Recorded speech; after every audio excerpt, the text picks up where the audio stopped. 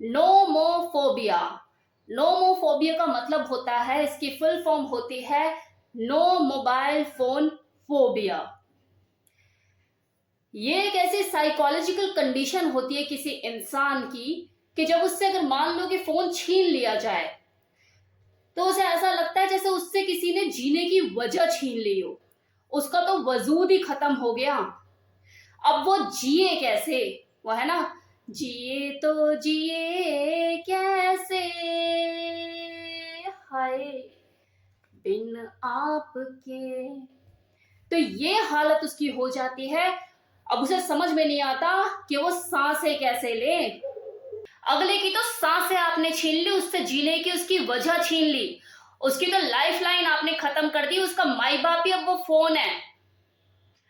इस बात में देखो कोई दो राय नहीं कि आजकल के टीनेज बच्चे, इनफैक्ट जो यंगस्टर हैं, वो भी इस फोबिया के शिकार हैं। और सबसे दुख की बात यह है, सबसे चिंता का विषय ये है कि उन्हें खुद भी इस चीज का नहीं पता कि वो इस फोबिया से ग्रसित है। नोमोफोबिया, इसकी सबसे बड़ी वजह है स्मार्टफोन एडिक्शन, जो कि मिश्रण है काफी सारी चीजों का, जैसे वर्चुअल रिलेशनशिप। इस स्मार्टफोन ने वर्चुअल रिलेशनशिप को जन्म दे दिया है। ऐसे रिलेशनशिप जिनका अता पता ही नहीं है, रियल वर्ल्ड से उसका कोई नाता ही नहीं है। 2 मिनट में रिश्ते बनते हैं और 2 दिन के अंदर टूटते हैं। शॉर्ट टर्म हुकअप्स का प्रचलन डे बाय डे बढ़ता जा रहा है because of their dating apps. ये जो ऑनलाइन डेटिंग एप्स अवेलेबल है, लॉन्ग टर्म रिलेशनशिप में कोई पढ़ना ही नहीं चाहता, बोझ लगता है। 2 दिन में रिश्ते बनते हैं और 2 दिन के अंदर ही टूट जाते हैं। कोई किसी के लिए रुक के तैयार नहीं है, किसी के अंदर पेशेंस नहीं है, सब्र खत्म हो चुका है, क्योंकि एक्सपोजर बहुत ज्यादा है, अवेलेबिलिटी ज्यादा है। एक गर्लफ्रेंड गई, दूसरी आती है, कोई किसी के लिए क्यों रुकेगा? गेम खेलते खेलते टीनेज बच्चों में कनेक्शन डेवलप हो जाता है। धीरे धीरे वो वर्चुअल फ्रेंडशिप का रूप लेता है और उसके बाद एक रिलेशनशिप में कन्वर्ट हो जाता है। वर्चुअल रिलेशनशिप में जहां फिर नॉनवेज बातें शुरू हो जाती हैं। ये हो रहा है, डे बाय डे वो एडिक्टेड होते रहते हैं। गेम की एडिक्शन कम और नॉनवेज बातों की करने की एडिक्शन उन्हें ज्यादा लग जाती है। दूसरा, इंफॉर्मेशन ओवरलोडेड। टाइम से पहले और जरूरत से ज्यादा इंफॉर्मेशन का मिलना हानिकारक ही होता है। मानसिक संतुलन इससे खराब होता है और यही तो हो रहा है आजकल की प्रेजेंट जनरेशन के साथ। मतलब जितने भी यंगस्टर हैं, मैक्सिमम बच्चे अपना मानसिक संतुलन खोए हुए हैं। मतलब बिगड़ा हुआ है यहाँ का सारा मामला। पता ही नहीं उन्हें कब क्या करना है, उनकी मंजिल क्या है, किस डायरेक्शन में जाना है, कब क्या करना है। बुक रीडिंग की हैबिट्स, न्यूज़पेपर रीडिंग की हैबिट्स खत्म हो चुकी हैं। कोई अच्छी हॉबीज रही नहीं गई है लोगों के पास सिवाय फोन देखने के। एक टाइम ऐसा होता था कि जब नींद नहीं आती थी लोगों को तो न्यूज़पेपर लोग पढ़ते थे, किताबें पढ़ते थे कि चलो नींद आ जाएगी। अब जब लोगों को नींद नहीं आती तो लोग फोन में आंखें फोड़ते हैं, जिससे उन्हें नींद तो आती नहीं है लेकिन नींद उड़ जरूर जाती है, क्योंकि पता नहीं होता स्क्रॉल करते हुए क्या सामने आ जाए। अब बुक पर तो अपना कंट्रोल होता था कि यार कितने पन्ने पलटने हैं, अगला पन्ना पलटना भी है यानी अब बुक को बंद करके रखना है। लेकिन स्क्रॉल करने पर लोगों का अपना कंट्रोल ही नहीं है, करते जा रहे हैं, देखे जा रहे हैं, अरे ये भी इंटरेस्टिंग है, अरे ये भी इंटरेस्टिंग है। 2 बज गए रात के, पता ही नहीं लगा, फिर सुबह 2 बजे ही उठ रहे हैं। फिर कहते हैं हमारे पास टाइम ही नहीं है। क्यों? क्योंकि टाइम मैनेजमेंट पता ही नहीं लग रहा है कि कैसे करना है। Third point, cyber sex addiction. Adult messaging services are available. किसी भी वर्ग के मेल को ले लो, जो भी मेल है बस पोर्न खोल के अपना हिला रहा है, अपना पेशेंस ही खो चुका है, वो संयम ही नहीं है, माइंड को डाइवर्ट ही नहीं कर पाता। चाहे भले उसे जितना मर्जी नुकसान हो रहा हो, उसकी फिजिकल हेल्थ को नुकसान हो रहा हो, उसके दिमाग का संतुलन खराब हो रहा हो, लेकिन नहीं, देखना है, हिलाना है, करना है, क्योंकि जरूरत से ज्यादा एक्सपोजर मिल चुका है। सोशल मीडिया से अपने बच्चों को दूर रखना आज की डेट में जो पेरेंट्स हैं उनके पास सबसे बड़ा चैलेंज है। ये रियल लाइफ से लोग दूर हो चुके हैं, फेक वर्ल्ड में जी रहे हैं। व्हाट्सएप पर अपनी जिंदगी जी रहे हैं, फेसबुक पे अपनी खुशियां ढूंढ रहे हैं। नेचर से दूर हो चुके हैं लोग, आउटडोर गेम्स भूल चुके हैं।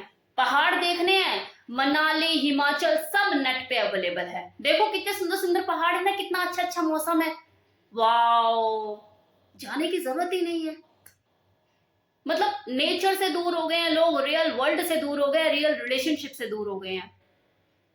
फेक वर्ल्ड में जी रहे हैं, फेक रिलेशनशिप एंजॉय कर रहे हैं, उन रिलेशनशिप का जिनका पता ही नहीं है, आज है कल नहीं। किसने किसको देखा, इंस्टाग्राम पे लोग फ्रेंडशिप कर रहे हैं, कौन कहाँ बैठा है, कितना सच्चा है, कितना जान लुटाने वाला है, कुछ नहीं पता। तो फेक वर्ल्ड से निकलो, रियल वर्ल्ड में आओ माय फ्रेंड।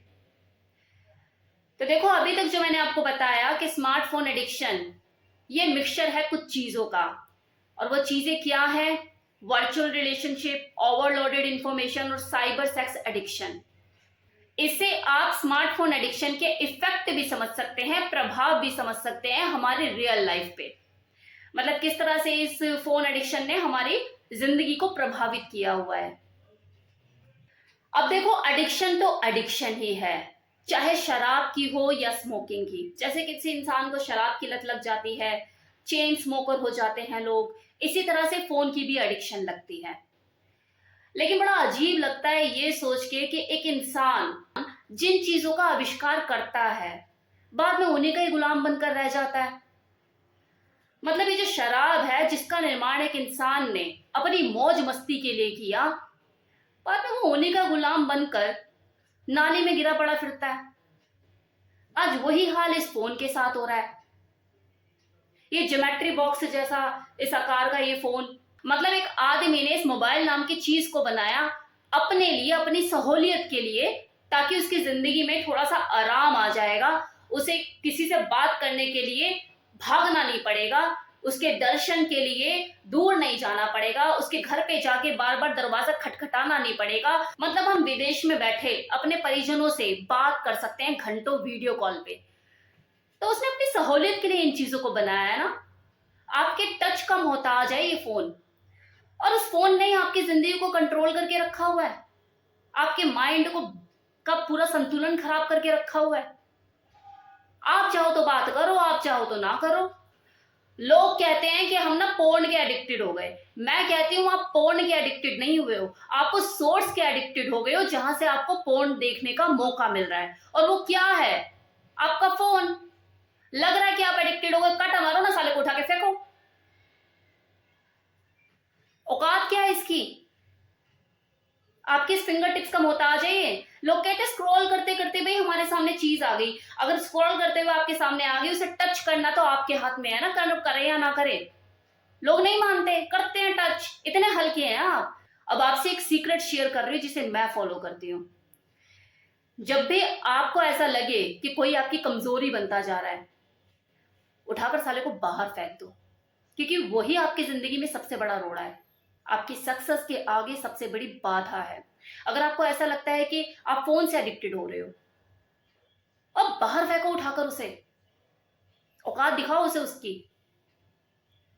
क्योंकि वही कमजोरी आपको कमजोर करेगी, और जब आप कमजोर हो जाओगी तो वो आपके ऊपर हावी हो जाएगी, आपको अपना गुलाम बना लेगी। और यही हो रहा है आजकल, हर इंसान किसी ना किसी गुलाम बना हुआ है। कोई अपनी इच्छाओं का गुलाम बना हुआ है, कोई फोन का गुलाम बना हुआ है, कोई शराब का गुलाम बना हुआ है, कोई लड़की का गुलाम बना हुआ है। हर कोई किसी ना किसी के अधीन ही है। किसी की इतनी औकात, बी योर सेल्फ। आपके ऊपर कोई अपना, आपके ऊपर कैसे कोई हावी हो सकता है, खुद का कंट्रोल होना चाहिए आपके ऊपर। कमजोरी मत बनने दो किसी को, जीत जाओगे आप। अपनी इच्छाओं को नियंत्रण करना सीखो, जीत जाओगे आप। फोन एडिक्शन तो कुछ भी नहीं है। तो मेरी तरफ से इस वीडियो में इतना ही, थैंक यू सो मच। और हाँ, 30 तारीख को सवाल जवाब एपिसोड मैं अपलोड करूंगी, तो जिसको भी अपने सवाल पूछने हैं वो इस वीडियो के कमेंट सेक्शन में अपने सवाल लिख दे, ताकि मैं फिर उनको नेक्स्ट वीडियो में, मतलब सवाल जवाब वीडियो में उनके जवाब दे सकूँ। Thank you so much.